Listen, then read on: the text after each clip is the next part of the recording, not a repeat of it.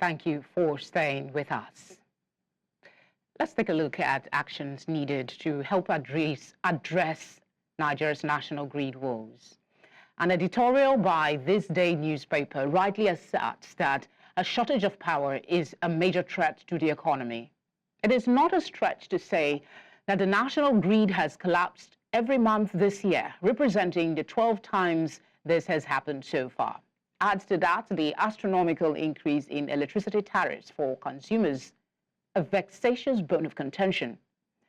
On December 5, Chairman of the Senate Committee on Power, Senator Enyinnaya Baribe, submitted a report that indicted actors in the power sector of practically fleecing the nation and its citizens. He said the nation requires the sum of 25 million or 42 billion naira to restart the grid each time it collapses. This energy crisis also undermines critical development goals. Hospitals are becoming graveyards. While none of this is new, it has become worse. To help point towards the light is the MD, IDFON Power Engineering Consultants Limited, Idowu Oyebanjo. I hope I got that correctly. Thank you very much for joining us. Thank you for having me. Good afternoon. Good afternoon. Let's just get on with it. What are the underlying structural issues contributing to the frequent collapse of Nigeria's national grid, and how have these issues either been addressed or neglected over time to get us to where we are now?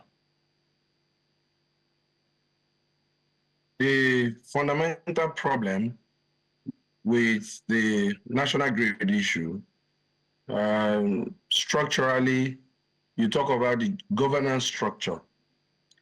The independent system operator is still a part of the Transmission Company of Nigeria, TCN, and itself is a quasi-regulator. It's not supposed to be part of the Transmission Company of Nigeria so as to perform its function effectively and sanction the entity that may be responsible for grid collapse at every occasion. So the Electricity Act 2000. Okay, I think the network has interrupted Idowu's submission. If you're just tuning in, we're just trying to look at the way to the light for Nigeria away from our consistent grid collapses. And we have Idowu, the CEO, the MD, I beg your pardon, of IDFON Power Engineering Consultants Limited, Idowu Oyebanjo, and he's speaking to us on some of the issues that needs to be addressed. Let's see if we have him back now. Idowu, do we have you back? Idowu, if you can hear me, go ahead with your submission. The network interrupted. Yeah. So, like I said, the structural issues you have asked are very important. So, the Electricity Act stipulates has to be in place. The independent system operator should not be a part of Transmission Company of Nigeria, which is in itself a market player. The reason is that it will enable the this independent system operator to be able to sanction any member of the market participant that is not adhering to the grid code or has caused the grid failure. So structurally, that is one. Another area of interest in the structure is the interaction between the entities themselves, the governance structure in all the market players, so in all the distribution companies and also in the generation companies. Who are the critical stakeholders? Who are the players there? What is their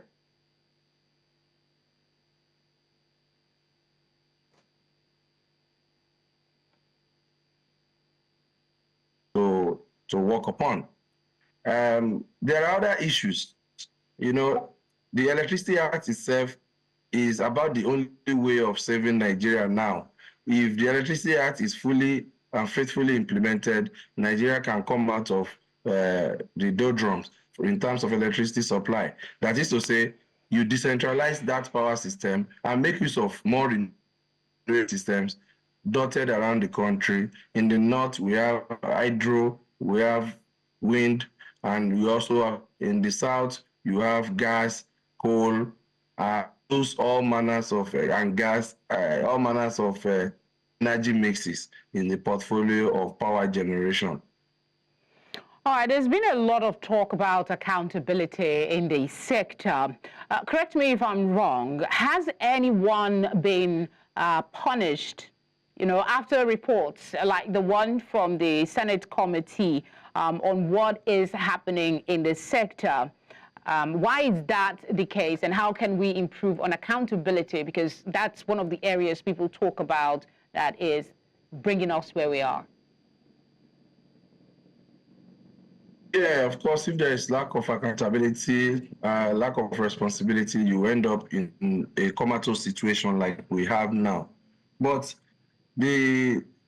what needs to be done is to break down the power sector, or as it were, the power system into regional grids, effectively enforcing the Electricity Act. If you bring the problems locally, you will start to see improvement. Imagine one part of the country having a small crisis or fault, and then the whole country is pulled down as a result. So that's not right. So you separate, you decentralize the system, but it will still remain interconnected such that accountability will be easier to manage. And in our private life, a very complex problem, we tend to break into smaller, manageable pieces so that we can come up with problems. And that's what Nigerian power system also needs. Okay.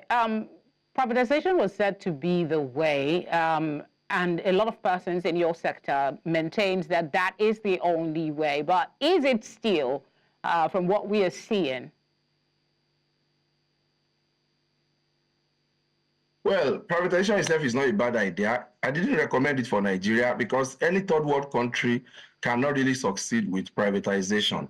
And we warned them seriously back in 2010 that they should not embark on the kind of privatization, a very most ambitious one. But they did. But we also said that they should make meritocracy main thing. And they didn't. As usual with Nigeria, quota system, by godfatherism, and then my family members. All these things made this power system to be what it now is today, talking about 11 years after privatization. No success story, because they've not given it to the right people.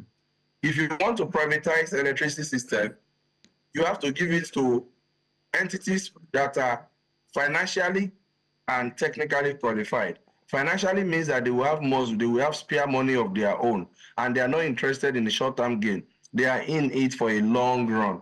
They are not people who just want to because they know that it is a business where you have to first of all in for a long time, and then you start to reap the benefit 20 years.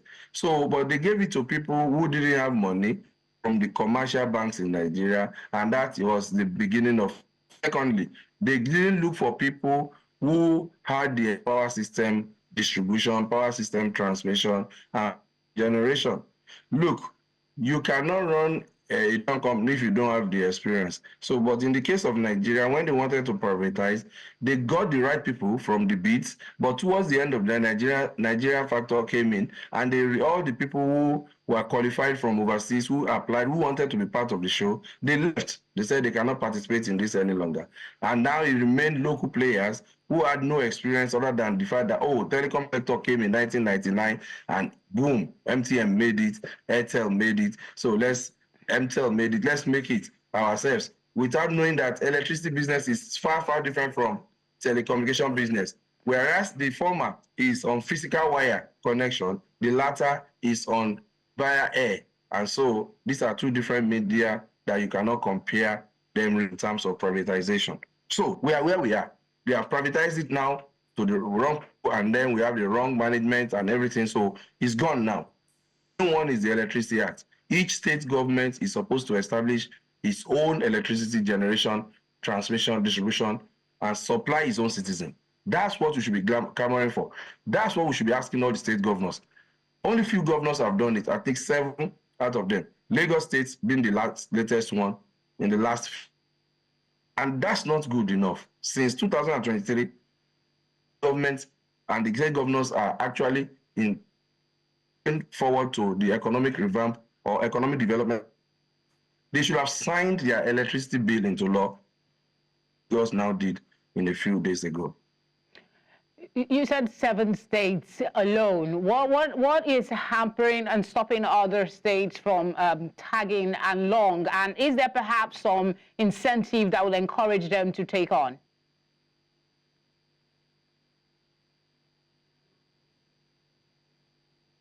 Ideally, one would have expected every state to jump at it. I mean, Jigawa State also enacted its own law, I must say, and that's very good coming from Jigawa State in the last few days also. So one would have expected every state to jump at that because that's a critical opportunity that, look, you cannot have your own. But no, the states, I don't know what the leadership of the states are thinking, but if I was a governor, of course, the first thing I would have been doing is to sign that Electricity Act on the second day when it was approved at the federal level.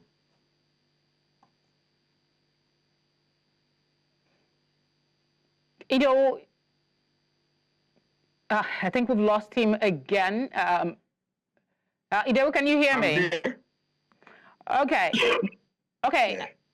How, since these governors, is there perhaps some laws that our National Assembly can take on beyond coming up with this report? Are there actions that they can take to press these governors to do the needful? Unfortunately not, because inside that same act, it allows state governments that feel that they don't want to transition into the Electricity Act to remain with the National Electricity Act. And that's where most of these state governments didn't want to take any action. So if they need to do something, they need to remove that clause that allows them to stay in the national electricity market. But that's going to be left for them to think about. All right, Idowu, we'll have to leave the conversation here. The network hasn't been so great, so I kind of struggled. So I imagine our viewers will struggle to, catch everything you've said. But hopefully we can have you on another time. Thank you for your submission today.